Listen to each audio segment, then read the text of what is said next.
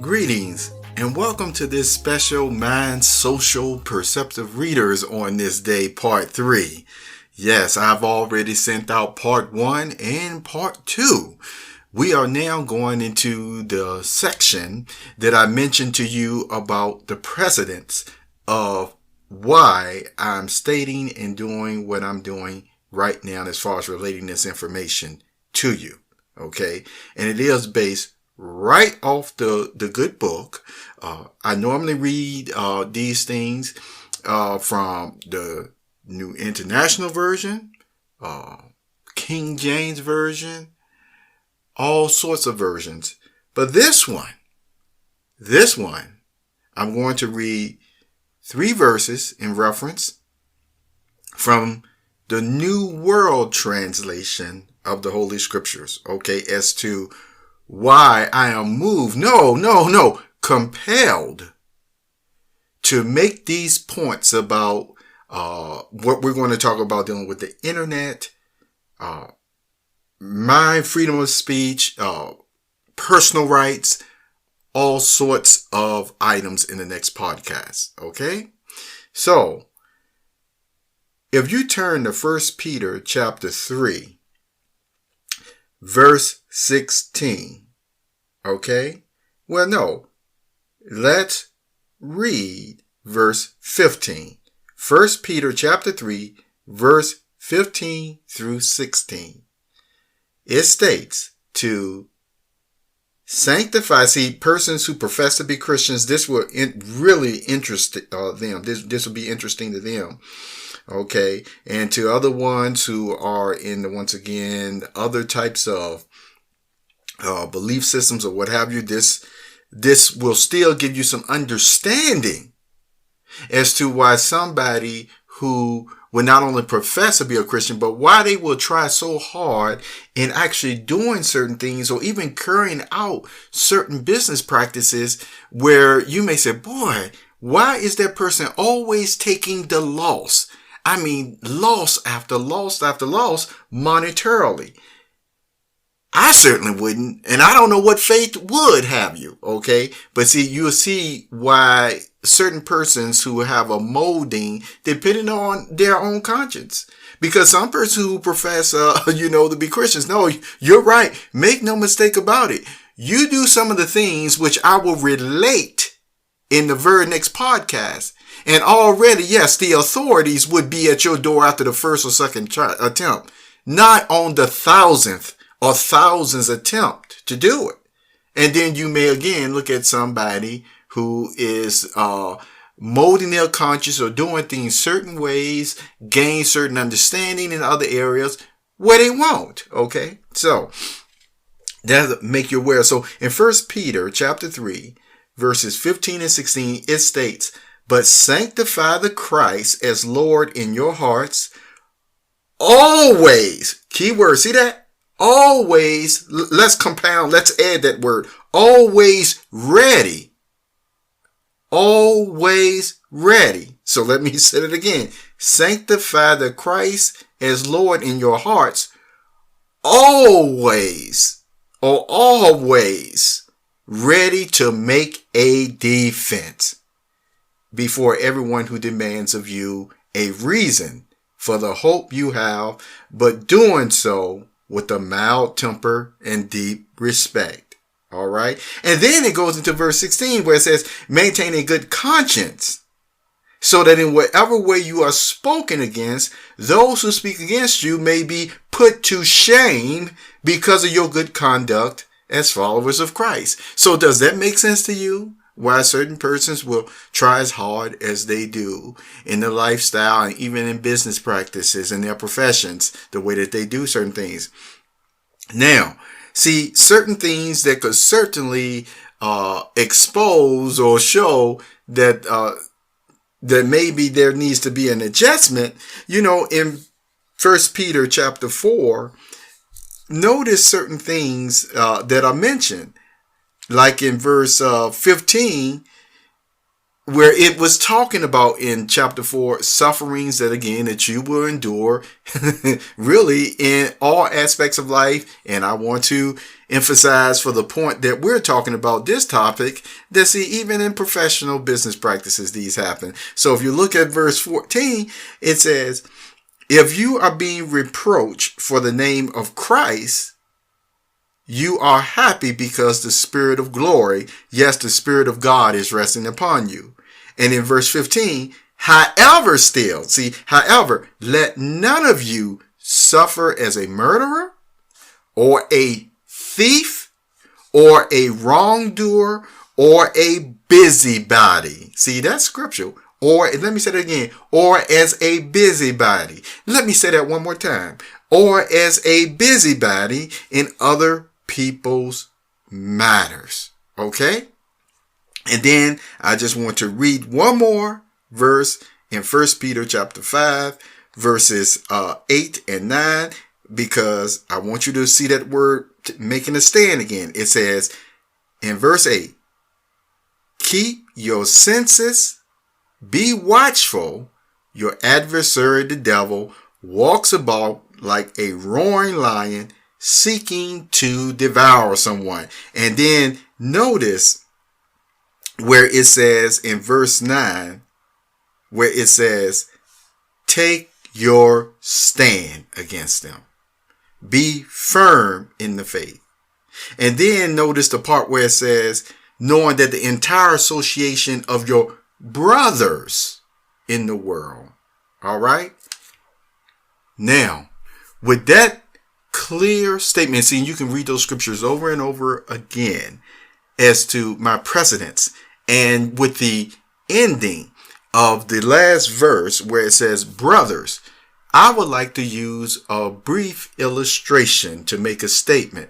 You know, brothers, you think about the human family, your immediate family, but you also think about groups and organizations, and yes, even fraternities. So may I use the statement brothers in this case as if I'm in a fraternity. Okay. Imagine that. I'm in a fraternity, and for the most part, gained some valuable experience, was known to be quite sane, for to be also somewhat a crazy person at the same time. Let's just say, all of us like that, okay? Now, with that stated, imagine you are in a fraternity of brothers, and you, for the most part, get along with everyone. Over probably 90% of the persons, in maybe some of you even got there higher in your fraternity. But for the 10% that you didn't get along with, they were always trying to make a big deal that because you didn't get along with their way of thinking, and according to the way that you felt, they were some encroachment on your rights type of people. And oftentimes you could really prove it if you really wanted to. But see, you allowed those persons to save face way more times than what they would relate. See, when they would get around these less than, 10%, the big brother, everybody wanted or better be in good with the big brother than big brother. And they knew the big brother, it didn't have no problem with you. That probably caused a little jealousy there. But what do people do sometimes when they're not happy for maybe a relationship you have with this person or that person? Do you know? Yeah. It gets to the point sometimes nothing you can do is right. And then they want to once again make you jump through more hoops where everybody would have to take 2 or 3 steps. They always want you to carry the load for about 100, you see. But no. Always got a justifiable reason why you need to be doing more or you're not good enough in your fraternity. So once again, after putting in more than what many people would say, enough time and effort in this and that, you still, once again, try to leave people And hey, okay, bygones be bygones. But right now, I just got to, I got to leave you alone for a while. Oh, but see, to some of these ones, can you guess that that's not even right to do that, you see? So, you still, you let them say what they want to say about you. And in time, you start seeing that it's not only 10% that don't like you no more. Then it goes 11%. Then 12%. And it just continues to just go up. And it's like, okay, that's fine. Even though you may be hurt or what have you, you go and you just continue to do your thing, which according to God's word, it's nothing wrong with whatever you were doing to pursue your livelihood. That's the key word, livelihood, because you know how to make money when you really want to. Okay? And you go out and you start talking to certain ones who are not in your fraternity. All right?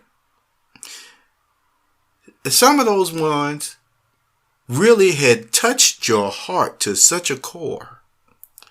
And you were just off. It was almost like, even though you always had your prayers, and even certain other ones that was, in your fraternity, that, hey, just made you feel good inside. These ones, it still wasn't good enough to see you living your life in peace, to see you make a successful business. Now, you know of the code that you don't turn in your brother, that you don't backstab your brother, even though they be doing 1,000 cuts on you. You still try to stick to that. And there were some days you were upset. Some days you were even bitter.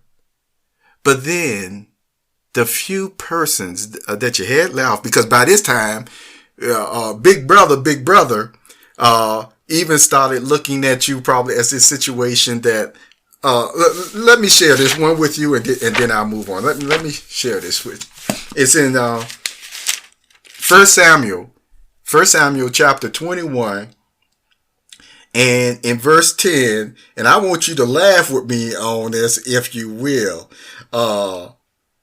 We're going to start at verse 10 all the way to verse 15 in 1 Samuel chapter 21. And it says, that day David rose up and continued his flight from Saul. See, the king of Israel of that time was King Saul, and he had turned bad, was not a good leader anymore. And he eventually came to King Achish in Gath. The servants of Achish said to him, is this not David, the king of the land? Is he not the one they sang about when they danced, saying, Saul has struck down his thousands and David his tens of thousands? David took these words to heart, and he became very much afraid of King Achish of Gath. So he disguised his sanity in their presence and acted insane while among them. He was making marks on the doors of the gate and letting his saliva run down his beard. Finally, Achish said to his servants, you see that this man is crazy. Why bring him to me? Do I have a shortage of crazy men that I need to have this one acting crazy before me? Should this man enter my house? See, with this account, remember, by this time, even big brother started saying, he lost his mind. While some persons in your fraternity actually said, we know that you crazy, but you ain't that crazy. But see, here is the point. And this is something I once shared with somebody years ago. Sometimes you got to act a little bit crazy to see how people really feel about you. To see also, or give them the chance to let their hearts shine with goodness and other efforts they make towards you, or to expose just how bad they think about you in the first place. All right. Now, with that said, before we go into part 4, this is something you would want to relate to your brothers in your fraternity. You would want to relate to them. You do love them very much. And that you're sorry that techniques, whether people want to say it shouldn't affect this way or that way or not, it does happen. There are certain methods used upon human beings that we will get into part 4, where you know what? It wouldn't make you disloyal, but because of the certain type of mind altering techniques, telling you, you can still mess a person up so much with something that they thoroughly enjoyed and even brought healing, that now it can actually make them nauseated. And it doesn't mean that they lost their faith in God. See, haven't you even heard the term called PTSD? You know, things of that nature. But this is even on a more even deeper level than that. And so one of the reasons why I'm doing this today for you, you may think it's a little bitterness or what have you. And you know what? It may be, even though I'm not feeling it right now, it doesn't mean that I don't feel it. Sometimes I have to pray it away. But this is my thing that I don't like. When you have enough persons that still, with time, because see, in God's new world, remember, it's going to be time with also miraculous healing that's going to overcome all of this stuff. But if you end up having the very ones that still gave you comfort in this system, and then you took the gift that they had, whether it was their singing and their music, and then you use these wicked techniques, see, that I'll tell you about on a person, so that now, even though you don't even have anything against that person, but that gift that they had that was so soothing, that was so beautiful, now delivers a double edge, almost even with pain. You know what? That ain't right. And it's certainly not right in God's eyes. And you can tell, once again, anybody who is in your fraternity that you know what? You're not disloyal. But one thing for certain, you allow things on this level to be done to somebody like this. You shouldn't be surprised if all of a sudden they're not crazy, but the techniques used were certainly trying to move them towards that way. So, when a person gets like that, they'll rather throw themselves in prayer and on God's mercy seat. And know what? For myself personally, I just don't believe the God that I know in heaven is still going to all of a sudden stick to some stringent way of just saying all of a sudden, no, I'm sorry. You take all the abuse in the world. You just take it. Because, you know, we letter of the law up here in heaven, you see. That's not what Jesus showed.